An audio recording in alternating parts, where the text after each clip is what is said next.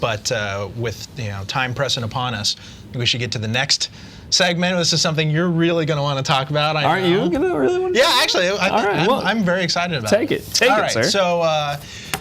We don't want to give too much away, right? Because we want to give it all away. Are we going to give it all away? Yeah. All right. Yeah. So we competed in the 2011 Roofball World Championships, and this is something that we've been doing for a few years now. You've had quite a bit of success. Yes. Yes. There's no reason to be any type of modest whatsoever here. Okay, then I won't. Yes. Remember that time. Yeah. So right now, and I'll just go ahead and spill the beans here. Mm-hmm. You're looking at the 2011 World Champion. That's right me. Here. Yes. Which very excited right now. Puts you in the unique position of holding the World Championship. The what is the C one? The C stands for the RFA Cup. The RFA Cup. That's right. The Cup. And you're gonna have to help me out with the other one too. The Roofball US Open. Open, right? The Cup, the Open, and the World Championships, which gives you the Roofball Cow. Cow, yes. And is this the first time anybody's ever held all three at once? This is the first time anybody's ever held all three. Period. Period, eh? Yeah. And I only hold two right now, but I have the US Open under my belt, so I'm the first person ever to have them all. So I just need to win the rest of this year, and I can have them all at once. Got the Grand Slam going. Yep. All right. Well, we'll do a quick breakdown because since everybody's watching the show, they're obviously here to learn about what we did, yes. Right? Pay attention to us. Yeah. So my outings at the not creepy. Roofball events have been a mixed bag. And then yeah, I would sometimes say, highs and then lows, but there's always a low. Solidly average, right? But came out throwing darts this time. Yes, you did, sir. Ended up, progressing through. I think I was the 2 seed going into the. Oh no, I was the number 1 seed out of the first round. All right, and you threw a 58, which is your career high. By far my career high. And that puts you, I think, top 15 scores of all time, somewhere around there, top 20 anyway. Tied for 8th or 10th or something like that. But there's a lot of people. There's a lot of ties in there. Yeah. So and then you were actually in the first round. Yeah. We ended up playing each other, which is going to be a recurring theme. But we ended up I threw a 58. Another person in our group, Nick, threw a 44, and you threw a 35. So you were on the cusp, which is a very unusual position for you. I have never on the cusp of. I've never lost a first round game. I've never taken a wild card. I've always just won it. But you should have knocked me out. Yeah, but I should have knocked you out there, right? So it was a little tense there for a minute. It was. Whether you were going to get the wild card or not, yes. But solidly in with the wild card. Moved into the second round, and in the second round is where you pretty much just kind of turned it on. Kind of, yeah. About the midway through that second round, I started throwing, as you said, darts. Mm-hmm. Ended up with a 44 and won that round, only by a point, but that was past Steve Stoopy, a name you'll hear a lot in the Roofball world. Yep. And you threw another 50. Threw a 50. Which again, if it wasn't for the 58, that would have been your career. That's right. So you're throwing pretty good there. And I was lucky I did that too, because Adam, the founder of Roofball, was right on my tail there with a 40. Yes.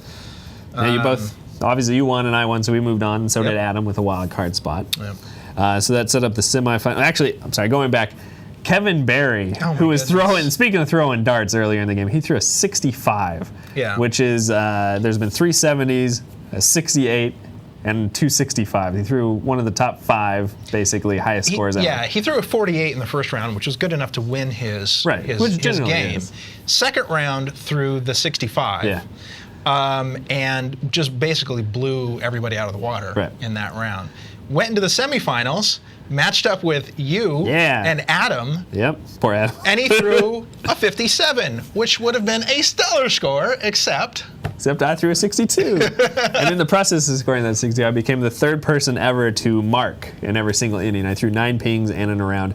And all tournament long, I only missed 4 catches. 3 of the misses were in that game. Yeah, pretty interesting. I can't believe that. Yeah.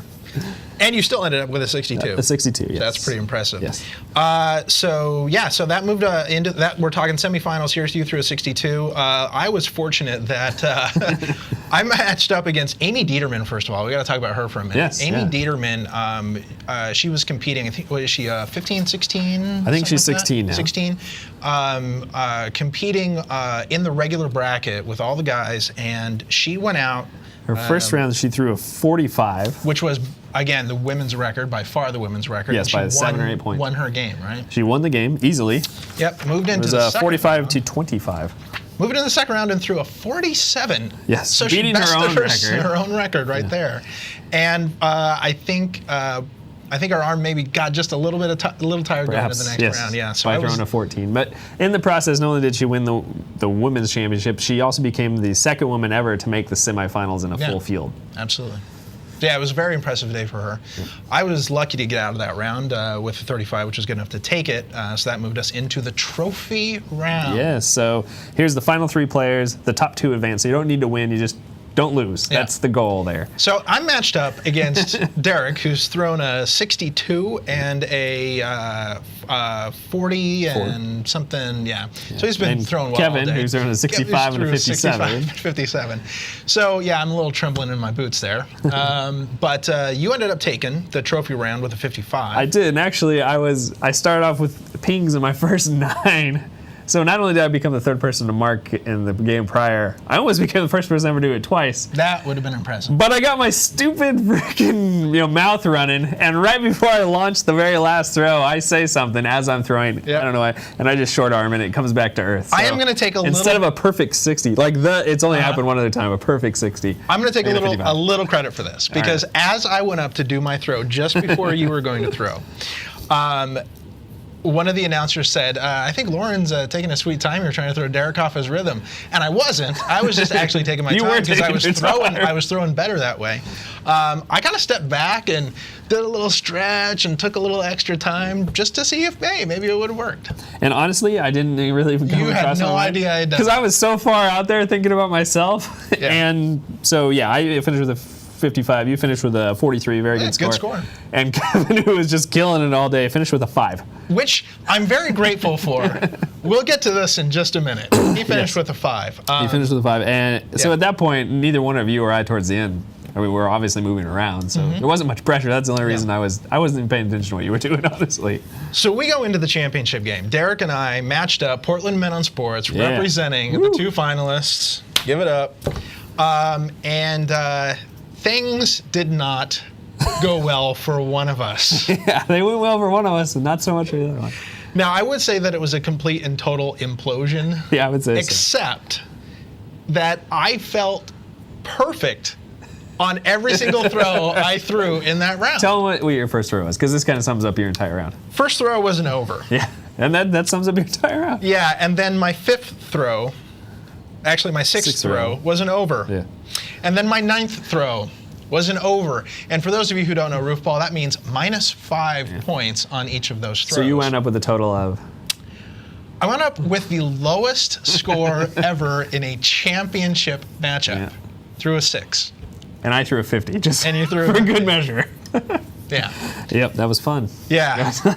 But again, Kevin Barry's 5 in the trophy round, just calling Kevin Barry out here for a minute, means I did not have the lowest score in the entire tournament. No, you didn't. It's kind of incredible. The lowest score in the entire tournament comes from guys that threw multiple 50s and even a 60 in the games prior and in the last 2 rounds of the game. Yeah. You know, when the better players are supposed to be playing. Yeah, pretty much. Instead of the guy who threw 55-50 in the last 2.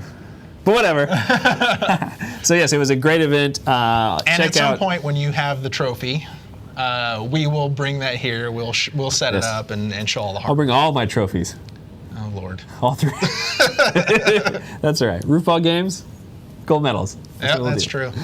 All right. So anything else you want to check out on Roofball? It's roofball.org, or you can follow them on Twitter/Roofball now. They're also on Facebook, I believe. Yep. Anyway, we're going to take a break because we're way past time, so we'll be right back.